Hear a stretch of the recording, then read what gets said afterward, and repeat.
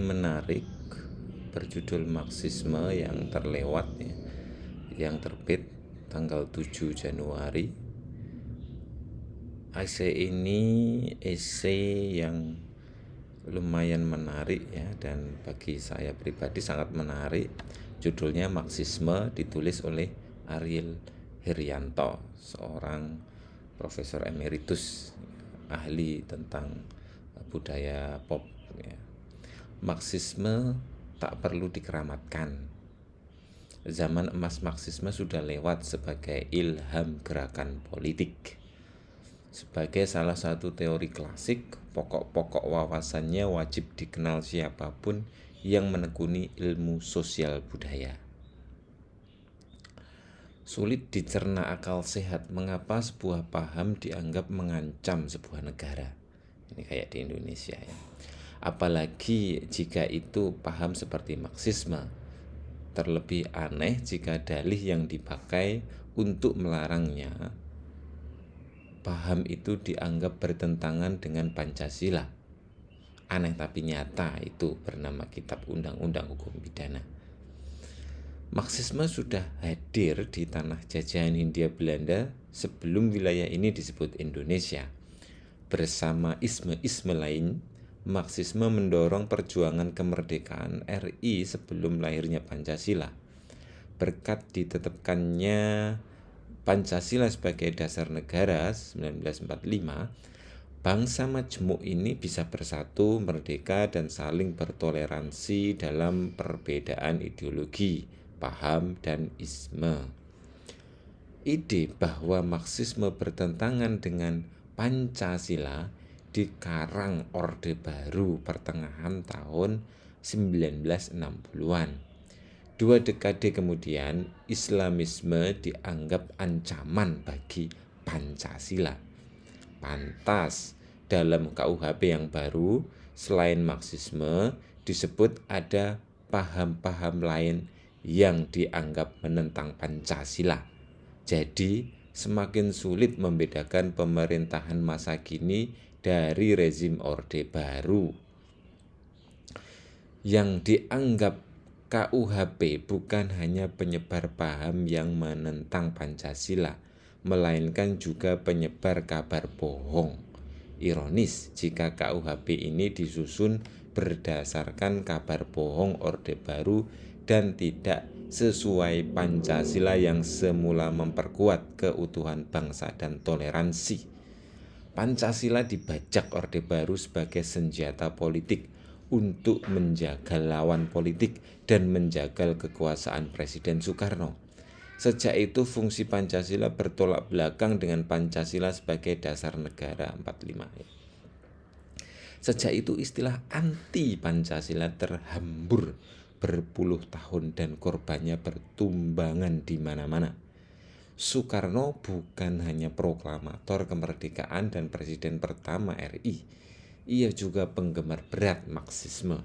Hal itu lazim bagi kaum terpelajar di masa hidup Soekarno, termasuk mereka yang kemudian menjadi pejabat tinggi negara di awal kemerdekaan RI. Pengaruh Marxisme mengglobal, termasuk di kalangan mereka yang taat beragama. Demam Marxisme di paruh pertama abad ke-20 selazim demam modernisasi, demokratisasi, atau rambut gondrong bagi pria di paruh kedua abad itu. Selazim kepedulian kaum muda masa kini pada lingkungan hidup dan perubahan iklim. Memidana penggemar Marxisme seaneh memidana jutaan penganut demokrasi atau gerakan lingkungan. Lebih aneh jika itu terjadi ketika Marxisme sudah kalah populer ketimbang K-pop di kalangan kaum muda. Jangan-jangan yang anti-Marxisme tidak pernah belajar tentang Marxisme. Mau belajar di mana? Kan dilarang. Jangan-jangan meluasnya anggapan Marxisme bertentangan dengan Pancasila akibat kurangnya pengajaran sejarah lahirnya Pancasila serta kuatnya warisan cuci otak Orde Baru. Bagaimana kelak KUHP diterapkan? Bagaimana tuduhan penyebaran paham terlarang akan disambut masyarakat yang tidak diberi kesempatan belajar secara bebas dan kritis paham-paham itu? Kita lihat saja nanti ya, tapi sejarah sudah memberi banyak pelajaran penting. Jika hukum disusun secara sewenang-wenang dan sulit dilawan, ia akan dilahap masyarakat tanpa dikunyah, lalu dimuntahkan kembali ke realitas sehari-hari secara kreatif, sesuai selera masing-masing.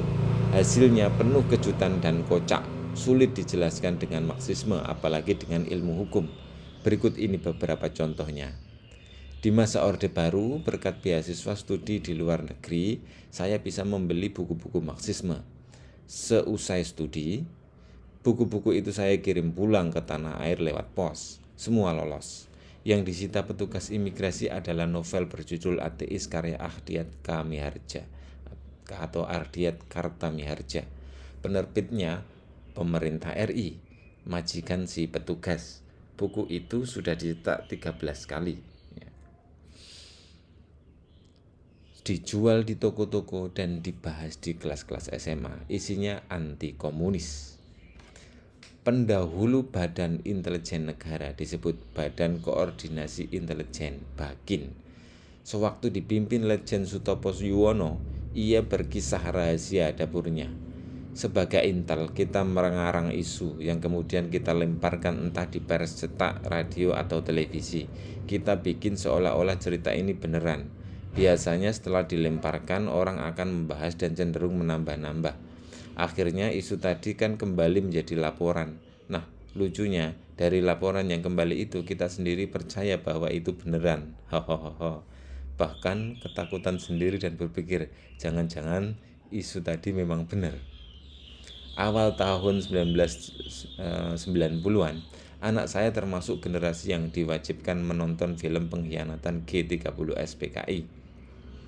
Suatu hari ia pulang dari sekolah berkisah dengan menggebu tentang asyiknya bermain-main PKI-PKIan bersama teman-teman sekolah pada jam istirahat. Mainan apa itu? Dia menjelaskan. Anak-anak memperagakan kisah G30S. Semua mau jadi PKI sebab bisa menendang, memukul yang berperan jadi jenderal. Yang ditunjuk jadi jenderal lari, kami kejar terus, mereka sembunyi di WC dan tak berani keluar. Tahun 1995, kota Pemalang digemparkan oleh isu bangkitnya komunisme. Awalnya pejabat setempat cemas menyaksikan larisnya balon mainan anak-anak berbentuk palu. Setelah diselidiki, petugas intelijen menyimpulkan bila dipukulkan ke sebuah benda keras, balon mainan ini berbunyi seperti boneka. Menurut telinga aparat keamanan bunyinya arit, arit, arit. Jadilah palu arit, ini pasti PKI. Semakin gencar diperangi PKI-PKIan, Orde Baru semakin marak di mana-mana. Belakangan ada yang punya ritual setiap akhir September, bikin sendiri bendera PKI untuk dibakar sendiri. Ada yang menuduh Presiden Jokowi itu keturunan PKI. Sayang beliau tidak menjawab. Kalau ya, emangnya kenapa? Marxisme tak perlu dikeramatkan. Zaman emas Marxisme sudah lewat sebagai ilham gerakan politik.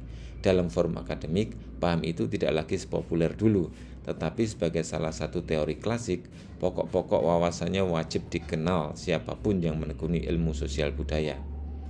Penduduk RI lebih dari 276 juta. Berapa persen yang bisa terpikat Marxisme seandainya bebas mempelajarinya? Berapa persen yang menganut paham-paham lain yang diancam KUHP? Berapa persen yang hidup bersama di luar nikah atau bercinta dengan sesama jenis kelamin? Negara sebesar RI merasa terancam sebuah paham atau kegiatan seks gelintir minoritas? Kok bisa ya? Ariel Herianto, Profesor Emeritus dari Universitas Monash, Australia.